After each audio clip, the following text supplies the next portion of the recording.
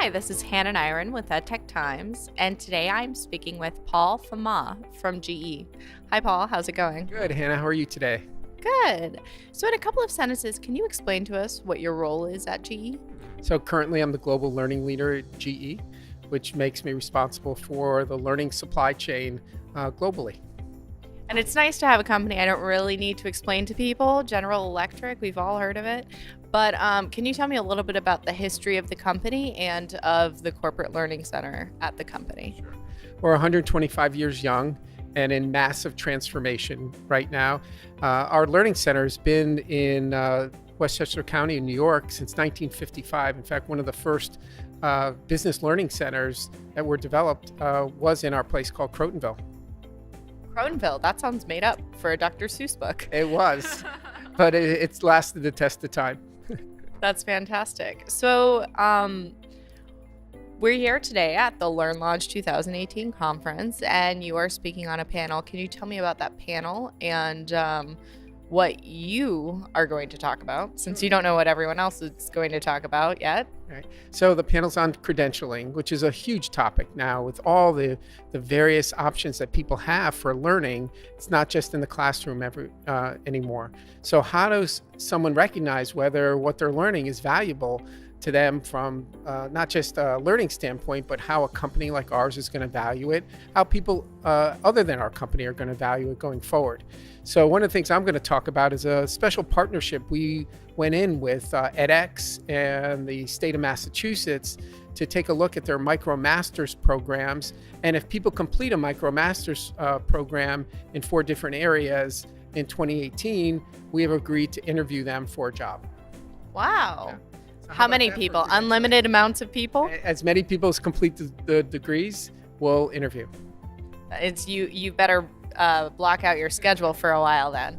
Well, we will. And it's a rigorous program. Just because it's online doesn't mean it's easy.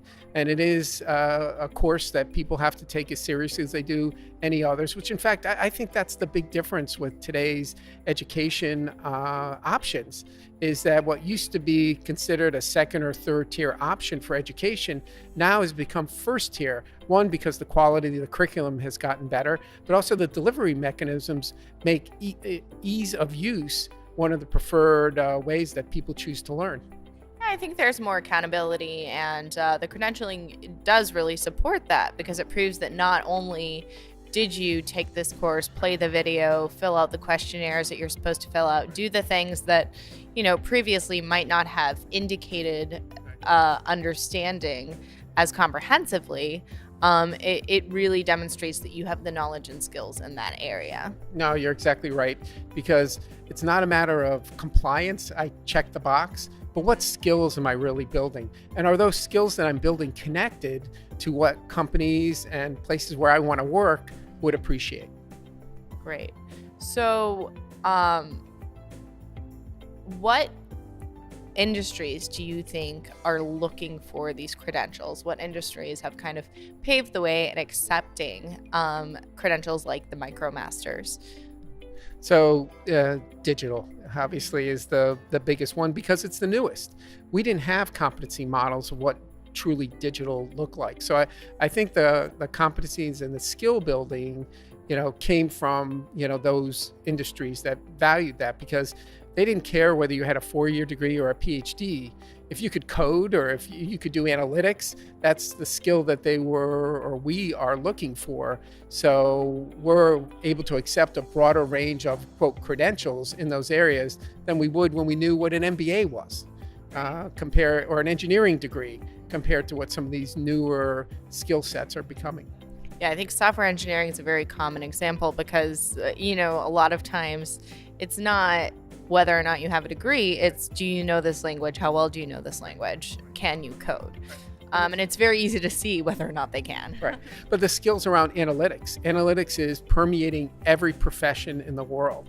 So if you're going to be up on your profession now, you have to understand it in at least a basic way. And eventually everyone's going to have to know it in an expert way.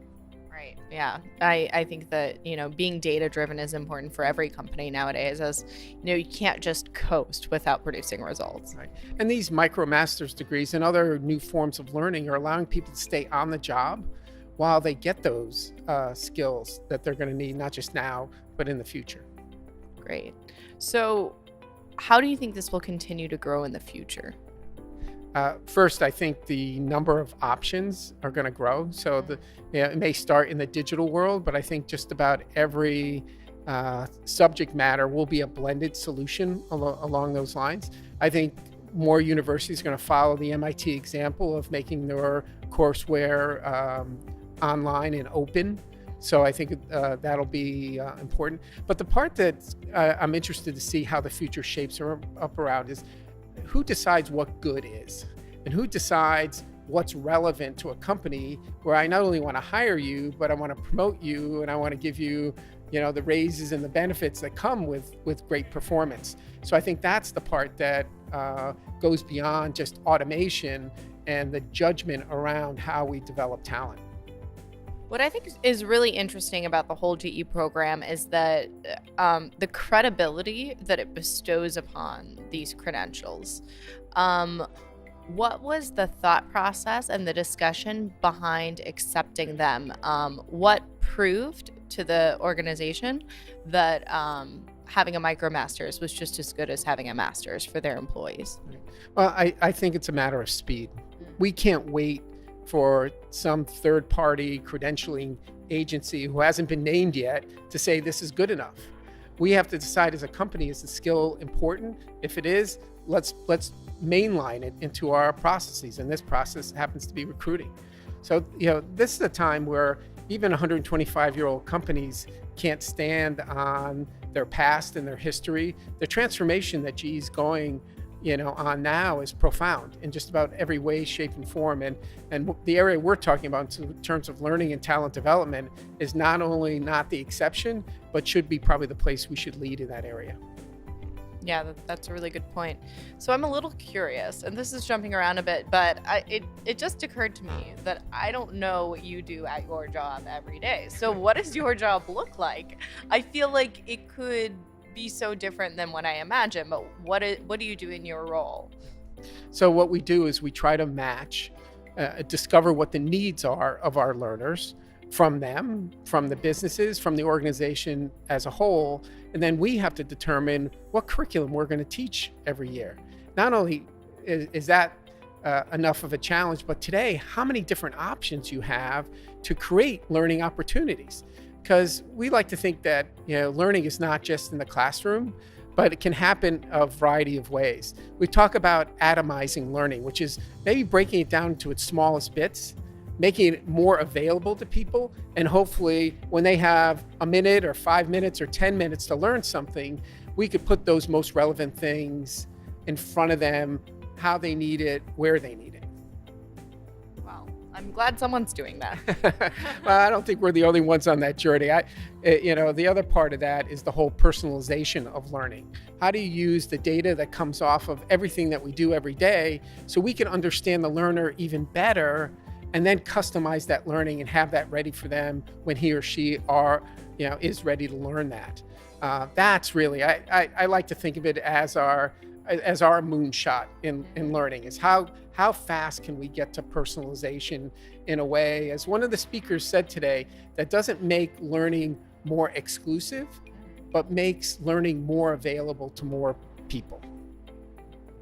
And I think that's been a common focus of a lot of conversations around EdTech the past few years. Personalization is really where everything is going. And it's not just for the sake of helping different learners of different learning styles, but also to make sure that the skills they're lacking are filled and the skills they are strong in are highlighted in a useful way. Well, and we're starting to learn more about how people learn. One of my favorite questions to ask when I go around and talk to leaders is how do leaders learn? How do you learn, every day?